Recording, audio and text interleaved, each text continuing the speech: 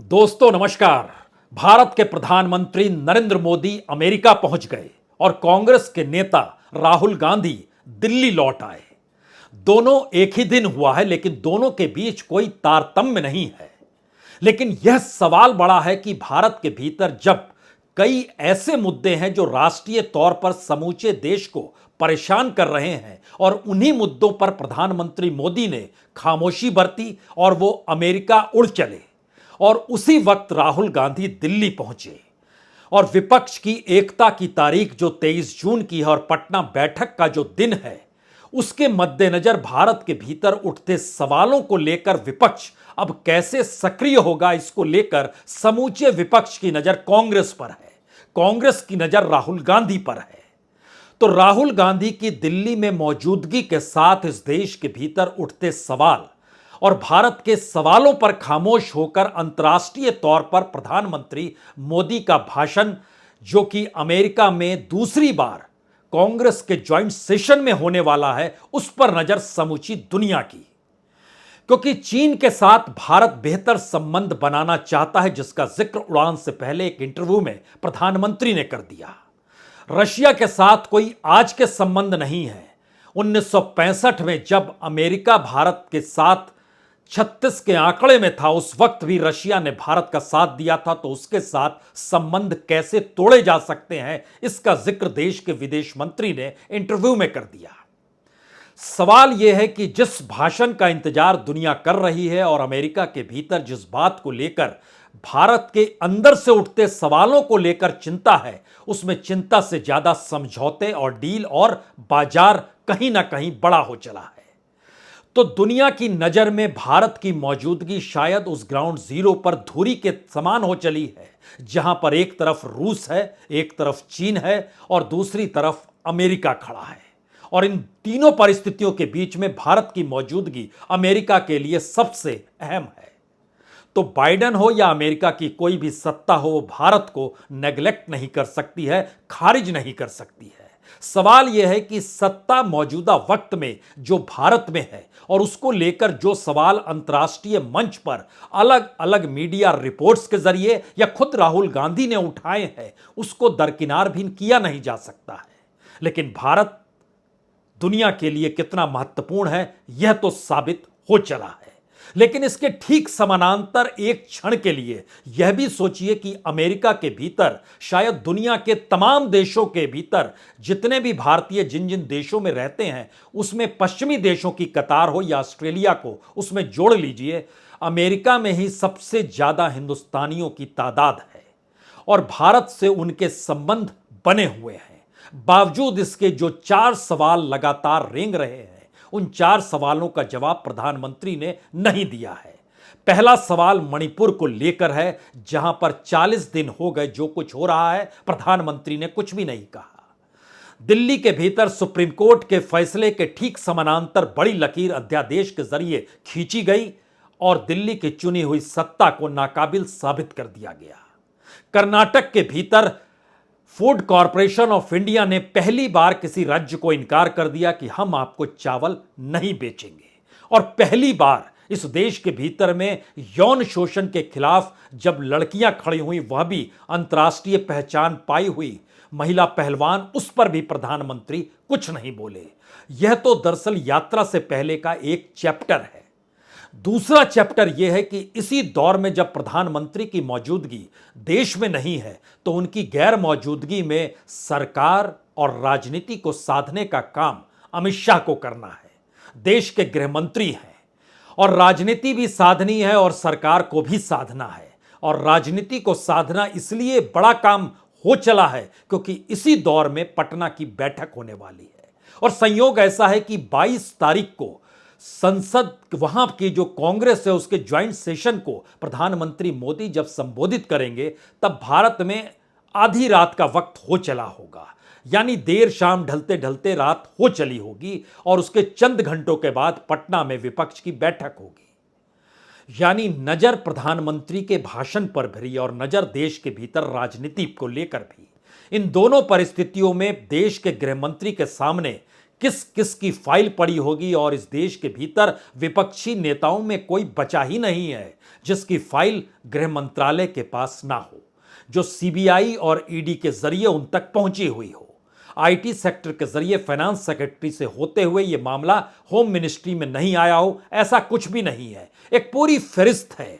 मसलन आप तेलंगाना का जिक्र करेंगे तो केसीआर का जिक्र होगा, केसीआर का जिक्र होगा तो उनके मंत्रियों के खिलाफ सीबीआई की पूरी जो चार्जशीट तैयार है, जो छापे मारे गए, उनकी खुद की बेटी कविता, उसके खिलाफ ईडी ने जो शराब घोटाले को लेकर एक बार पूछताछ के लिए बुलाया है। कभी भी कोई भी फाइल खुल सकती है। स्टालिन तमिलनाडु के मुख्यमंत्री, उनके मंत्री के खिलाफ ईडी की पूरी कार्रवाई, और एक दूसरे के खिलाफ यानी मोदी सत्ता को लेकर स्टालिन ने जब कहा हम भी आपको छोड़ेंगे नहीं और टकराव शुरू हो गया, तो स्थिति इतनी नाजुक है।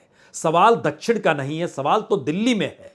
केजरीवाल जिस लिहाज से कह रहे हैं 23 तारीख को बैठक होगी तो पहला एजेंडा जो होगा अध्यादेश को लेकर होगा, क्योंकि यह कैसा अध्यादेश है जिसमें आज दिल्ली सरकार को दरकिनार किया गया है लेफ्टिनेंट गवर्नर के जरिए, तो किसी भी दूसरे राज्य में किसी भी सरकार को दरकिनार किया जा सकता है राज्यपाल के जरिए। वह भी परेशान है और उनकी भी शराब घोटाले को लेकर सीबीआई एक बार पूछताछ कर चुकी है। फाइल उनकी भी पड़ी हुई है। उद्धव ठाकरे की तो पार्टी ही तोड़ दी गई और राजनीतिक तौर पर उनको सबसे कमजोर उसी मुंबई शहर में कर दिया गया जिस मुंबई शहर पर राज किया करते थे। शरद पवार की स्थिति भी नाजुक होते होते चचा भतीजा के टकराव तक आकर खड़ी हो गई। अजीत पवार और शरद पवार को पार्टी को नए तरीके से सांगठनिक तौर पर खड़ा करना पड़ा, लेकिन ईडी और सीबीआई की फाइल तो पड़ी हुई है इस वक्त गृह मंत्रालय में, गृह मंत्री के टेबल के सामने। तेजस्वी यादव की फाइल पड़ी हुई है, हेमंत सोरेन की फाइल पड़ी हुई है जो कि खादान घोटाले में है। कांग्रेस के भीतर बड़ा सवाल है कि कर्नाटक में जिस तरीके से चावल एफसीआई ने देने से इनकार कर दिया, जबकि चंद दिनों पहले लेटर था कि हम दे देंगे और चंद दिनों के बाद कहा गया हम नहीं देंगे। इसका मतलब है कि कोई भी राजनीतिक दल किसी भी राज्य में अपने राजनीतिक वादों को पूरा करने के लिए क्या केंद्र पर निर्भर हो जाए, ऐसी राजनीति मोदी सत्ता ने शुरुआत कर दी है। अखिलेश को लेकर भी फाइलें तैयार हैं और मायावती और ओवैसी को बुलाया नहीं गया। ये एक पूरी फहरिस्त है विपक्ष की जिसकी फाइल तैयार है, लेकिन सवाल यह है कि दुनिया के बाजार में भारत का रुतबा बढ़ा हुआ है, लेकिन भारत के भीतर की परिस्थितियों में यह सवाल नॉर्थ ईस्ट का हो या दक्षिण भारत का हो, दिल्ली का हो या इस देश की आधी आबादी का हो, प्रधानमंत्री की खामोशी ने इस देश के भीतर कई सवालों को जन्म दे दिया है। और इससे पहले जो राजनीति विपक्ष यह सोचकर करती थी कि मोदी को हराना है या बीजेपी को पराजित करना है, उसमें पहली बार यह सवाल जनता के भीतर से खड़ा हो रहा है कि दरअसल यह मौजूदा सरकार ने समस्याओं को पैदा किया है या समाधान की दिशा से आंख मूंदा है। दोनों स्थिति में जनता को न्याय नहीं मिल रहा है, तो वह किस रास्ते जाए। और यह सवाल अमेरिका पहुंचते पहुंचते इसलिए भी बड़ा हो जाता है क्योंकि ऐसा नहीं है कि वहां पर वाशिंगटन पोस्ट हो या न्यूयॉर्क टाइम्स हो या वहां का सीएनएन हो, उसने रिपोर्ट फाइल नहीं की हो जो कि मणिपुर में हो रहा है। तो क्या वाकई वहां के पत्रकारों से रूबरू हो पाएंगे प्रधानमंत्री मोदी? और रूबरू होंगे तो क्या ये सवाल पूछे जाएंगे?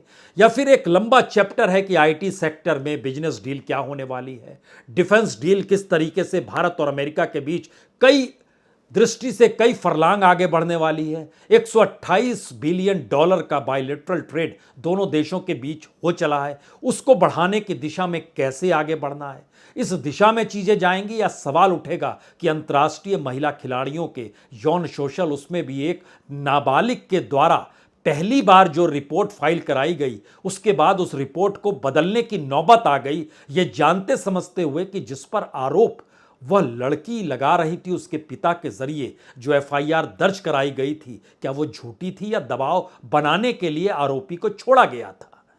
ये सवाल अमेरिका के भीतर यौन शोषण के बहुत बड़े होते हैं।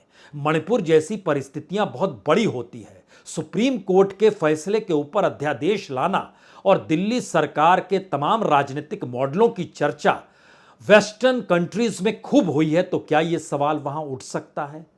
या जिस तरीके से चावल देना बंद कर दिया गया, क्या यह भी सवाल उठ सकता है कि ऐसी परिस्थिति इस देश के फेडरल स्ट्रक्चर में पहले तो नहीं आई थी, यह पहली बार क्यों आ रही है? तो राजनीतिक तौर पर प्रधानमंत्री नरेंद्र मोदी दुनिया के बाजार में 140 करोड़ लोगों की अगुवाई करते हुए भारत की महत्ता को समझा तो रहे हैं, लेकिन भारत के भीतर के उठते सवालों पर वह तब मौन है जब एक बड़ी कतार अमेरिका के भीतर हिंदुस्तानियों की है और वहां पर संघ परिवार का एक अपना संगठन हिंदू स्वयंसेवक संघ बहुत सक्रिय है, जो तमाम कार्यक्रम कर रहा है।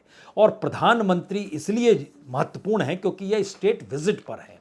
स्टेट विजिट का मतलब होता है कि इस वक्त वह बाइडेन यानी वहां के राष्ट्रपति के मेहमान हैं, और ऐसी स्थिति भारत में इससे पहले 1965 में आई थी। सर्वपल्ली राधाकृष्णन जब वो राष्ट्रपति थे उस वक्त वह स्टेट विजिट पर गए थे। उसके बाद 2009 में जब न्यूक्लियर डील अमेरिका के साथ हो गई तो उसके बाद मनमोहन सिंह गए थे, और अब 9 बरस के बाद प्रधानमंत्री नरेंद्र मोदी स्टेट विजिट पर हैं। और ध्यान दीजिए, तीनों परिस्थिति को अगर आप समझना शुरू करेंगे तो चीन के साथ युद्ध हुआ था जिस वक्त सर्वपल्ली राधाकृष्णन वहां गए थे, उसके बाद यह यात्रा थी, और चीन को लेकर अमेरिका की जो रिश्ते थे उस दौर में भारत को महत्व देना उसकी प्राथमिकता थी। इसी तरीके से न्यूक्लियर डील जब अमेरिका के साथ हुआ तो एक बड़ी मान्यता अमेरिका को मिली, और न्यूक्लियर डील के जरिए भारत बहुत करीब आ गया तो मनमोहन सिंह पहुंचे। और इस वक्त जब रूस और यूक्रेन का युद्ध हो रहा है और रूस के साथ भारत के संबंध कोई आज के नहीं है, लेकिन दुनिया के बाजार में खास तौर से कच्चा तेल जो आयात किया जा रहा है उसमें भारत सबसे ज्यादा आयात चीन से कर रहा है, और चीन से आयात करके उसको रिफाइन करके वह यूरोप को बेच रहा है। उस यूरोप को जो कल तक सीधे रूस से तेल लेता था अब वो भारत के माध्यम से ट्रांसफर हो रहा है। और दूसरी तरफ चीन और रशिया नजदीक आ गए हैं, यानी बाजार के क्षेत्र में टकराव अमेरिका के लिए दोनों दृष्टि से घातक है अगर भारत साथ खड़ा ना हो तो। यानी अंतर्राष्ट्रीय तौर पर मोदी की जीत इस दौर में या भारत की जीत इस दौर में और 140 देशों का जिक्र इस दौर में जरूर होगा, पार्लियामेंट के भीतर होगा, संसद और खास तौर से कांग्रेस के दोनों सदनों में जब वो संबोधित करेंगे उसमें भी जिक्र होगा। लेकिन असल पेंच यह है कि क्या ये वाकई यात्रा के मद्देनजर वहां पर जो बड़ी तादाद अमेरिका के भीतर हिंदुस्तानियों की है, 45 लाख से ज्यादा हिंदुस्तानी अमेरिका में रहते हैं, और बरस दर बरस अगर इस दौर में देखना शुरू करें तो भारत के भीतर उठते सवालों को लेकर यहां के बड़ी तादाद में रईसों ने भारत को छोड़ा है और नागरिकता को सौंप दिया भारत को, और भारत छोड़कर चले गए। उनकी तादाद दुनिया में किस तेजी से बढ़ रही है यह सिर्फ इस बात से समझ जाइए कि 2015 से लेकर 2023 तक के बीच में 11.5 लाख नागरिकों ने दूसरे देशों की नागरिकता ले ली, भारत की नहीं ली, भारत की नागरिकता को छोड़ दिया। जो देश अव्वल नंबर पर हैं उसमें अमेरिका है, कनाडा है और ऑस्ट्रेलिया है। यह 3 देश पहले टॉप मोस्ट हैं जहां पर हिंदुस्तानी जा रहे हैं। और हिंदुस्तान के भीतर जब इतनी बड़ी तादाद में रईस इस देश को छोड़ रहे हैं और बड़ी तादाद में हर दिन 350 लोग नागरिकता को छोड़ देते हैं, उस दौर में यह सवाल इसलिए बड़ा है कि वो कौन सा सवाल है भारत के भीतर जिसको भारत के रईस भी छोड़ रहे हैं। अलग अलग रिपोर्ट्स के जरिए जब निकल कर आया तो वजह जो थी वो खुले तौर पर बताई गई कि भारत में उच्च अपराध दर है, यहां पर व्यावसायिक अवसरों की कमी है, यहां पर राजनीतिक स्थिरता नहीं है, यहां पर स्ट्रक्चरल मंदी आ गई है, महिलाओं और बच्चों के लिए सुरक्षा सोचते हैं तो बाहर चले जाते हैं, जीवन शैली बेहतर हो जाए, जलवायु ठीक ठाक हो, प्रदूषण कम हो, प्रकृति के करीब रहें, यह बाहर मिलेगा, भारत में नहीं मिलेगा। बच्चों के लिए बेहतर शिक्षा यहां नहीं मिलेगी, बाहर मिलेगी। काम और बेहतर व्यवसाय के अवसर जो खास तौर से व्यापार करने में आसानी हो वह कहीं बाहर मिलेगा। और इसी हिसाब से अगर आप अमेरिका के बीच देखेंगे तो जो 45 लाख का हमने जिक्र किया उसमें एक बड़ा हिस्सा Organisation for Economic Co-operation and Development के तहत है। उसमें बहुत सारे प्रोफेशनल एजुकेशनिस्ट, तकरीबन इनकी तादाद 30 लाख से ज़्यादा की है जो वहाँ पर मौजूद हैं। और हर बरस 2.5 लाख भारतीय अगर माइग्रेट कर रहे हैं तो इसके मतलब भारत के भीतर की सामाजिक आर्थिक परिस्थिति और राजनीतिक अगुवाई करने वाले नेता भी कहीं ना कहीं कटघरे में होंगे। तो क्या इस पर गौर दुनिया करेगी या दुनिया भारत के बाजार को देख रही है? क्योंकि जानकारी है कि जो 10 कार्यक्रम 72 घंटों के भीतर प्रधानमंत्री के लिए वहां पर तय किए गए, उसमें इकोनॉमिस्ट से मिलना है, आर्टिस्ट से मिलना है, साइंटिस्ट से मिलना है, स्कॉलर से मिलना है, बिजनेसमैन से मिलना है, डिफेंस डील होनी है, साइंस एंड टेक्नोलॉजी के क्षेत्र में डील होनी है, हेल्थ के क्षेत्र में डील होनी है, आईटी सेक्टर में डील होनी है, एविएशन के क्षेत्र में डील होनी है, आर्टिफिशियल इंटेलिजेंस को लेकर कुछ समझौते होने हैं। ये सारी बातें हैं वहां को लेकर। तो दुनिया जीतते हुए जब आप भारत की दिशा में देखेंगे तो भारत के भीतर के उठते हुए सवाल इसलिए महत्वपूर्ण है क्योंकि जो मणिपुर में हो रहा है और जिस लिहाज से मणिपुर के अलग अलग संगठन नहीं बल्कि वहां पर बीजेपी की सत्ता और बीजेपी के ही दो संगठन दिल्ली आकर प्रधानमंत्री से गुहार करते रहे कि हमें मुलाकात का एक वक्त दीजिए। एक संगठन कांग्रेस का भी वहां से चलकर आया, वहां के जो समुदाय हैं, आदिवासी समुदाय हैं, उनके संगठन भी निकल कर आए, लेकिन प्रधानमंत्री के दरवाजे दिल्ली में बंद थे। गृहमंत्री एक बार गए जरूर, लेकिन उस बैठक के बाद की परिस्थितियों में ऐसी स्थिति आ गई कि देश के विदेश राज्य मंत्री के घर पर वहां पर हमला हो गया, घर में आग लगा दी गई। उसके बाद ना जाने कितने थानों को फूका गया, हथियार के लूटपाट की खबर आई, मौत का सिलसिला बढ़ता चला गया। तो क्या देश के भीतर की परिस्थितियों पर खामोश रहकर अंतर्राष्ट्रीय तौर पर भारत को एक बाजार के तौर पर दिखाने की कोशिश सफल होगी? और अगर होगी भी अंतर्राष्ट्रीय तौर पर तो देश के भीतर संयोग से मौजूदा वक्त में जो विपक्ष की एकजुटता जिन सवालों को उठा रही है, अभी तक तो वो राजनीतिक तौर पर सक्रिय थी। पहली बार इस देश के मुद्दों से जुड़े लोग अगर उस राजनीति से जुड़ने लगेंगे तो फिर मौजूदा बीजेपी सत्ता कहिए या मोदी सत्ता या मोदी सरकार कहिए, उसके लिए शायद खतरे की घंटी बजने लगेगी।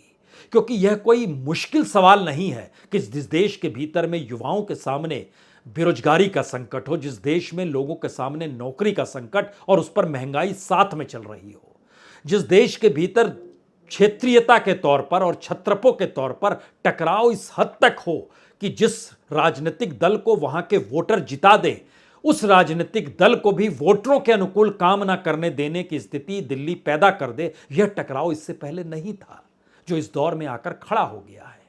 फाइल तो सभी की तैयार है, यह हर कोई जानता है कि किसी दिन भी किसी की भी गिरफ्तारी हो सकती है।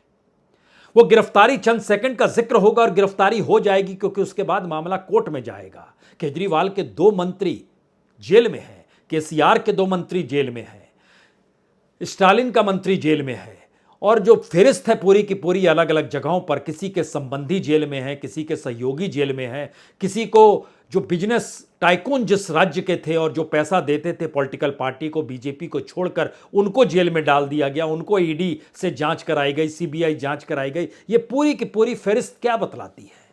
ये बतलाती है कि इस दौर में राहुल गांधी जब दिल्ली लौटे हैं और विपक्ष की समूची राजनीति अब विपक्षी एकता को लेकर और इस देश के भीतर उठने वाले मुद्दों के साथ खड़े होकर चलने वाली है, तब नजर देश के गृह मंत्री सरकार के तौर पर, और गृह मंत्री के तौर पर, गृह मंत्री इसलिए क्योंकि उनके अधीन वो तमाम महकमे आते हैं जो एक लिहाज से छापा मारते हैं और उसके बाद कार्रवाई करते हैं।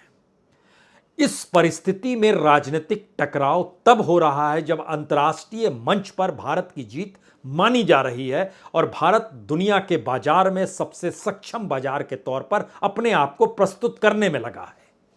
यहां के भीतर के सवालों से अगर आंख मूंद लीजिए तो एक शानदार तरीके से दुनिया की धुरी भारत बन चुका है, इससे आप इनकार कर ही नहीं सकते हैं। एक तरफ ऑस्ट्रेलिया हो, दूसरी तरफ अमेरिका हो, क्वाड बना है तो उन दोनों को कहीं ना कहीं भारत दूरी है। इस दौर में चाहे साउथ चाइना सी का सवाल हो, भारत की मौजूदगी वहां पर होनी चाहिए अमेरिका के साथ, जिसका प्रयास अमेरिका ने किया। नाटो देशों के सामने मुश्किल आई जब रूस और यूक्रेन का युद्ध शुरू हुआ, तो ऐसे में सवाल था कि भारत ही मध्यस्थता करे। भारत ने कुछ सवाल भी उठाए। तो एक तरफ अंतर्राष्ट्रीय तौर पर भारत की महत्ता है, दूसरी तरफ भारत के भीतर उठते हुए सवाल है।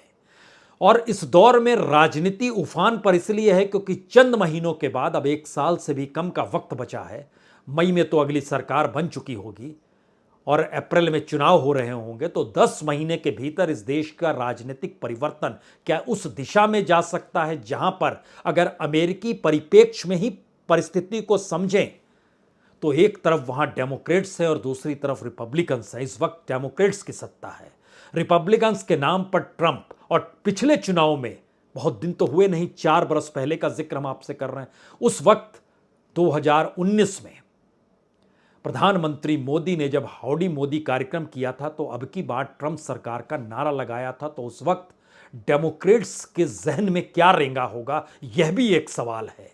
लेकिन भारत के साथ रिश्ते करीब होने चाहिए, क्योंकि इस वक्त दुनिया में मंदी आई हुई है और खुद अमेरिका की आर्थिक स्थिति अच्छी नहीं है, उसके अपने दायरे में, भारत के संदर्भ में नहीं। और खास तौर से चाइना के साथ और चाइना के आमने सामने खड़े होकर, और इस दौर में सामरिक और बिजनेस दोनों परिस्थिति में भारत अमेरिका की पहली जरूरत है। तो भारत में किसी की भी सत्ता रहे, उसको किसी ना किसी रूप में अमेरिका चाहेगा कि साथ खड़ा रहे। तो इस वक्त मोदी भी जरूरत है और भारत का बाजार भी जरूरत है।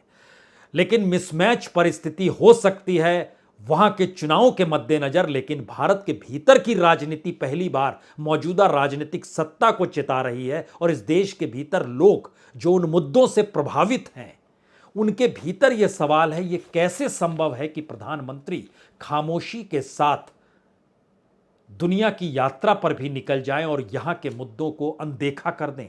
यह सवाल बड़े हो चले हैं। शायद इसीलिए नजर रखिएगा, 22 तारीख की रात में भारत के समय अनुसार रात के वक्त होगा, जब प्रधानमंत्री मोदी कांग्रेस के ज्वाइंट सेशन को संबोधित कर रहे होंगे। और नजर रखिएगा 23 तारीख को, जब विपक्ष के वो तमाम नेता एकजुट होंगे पटना में।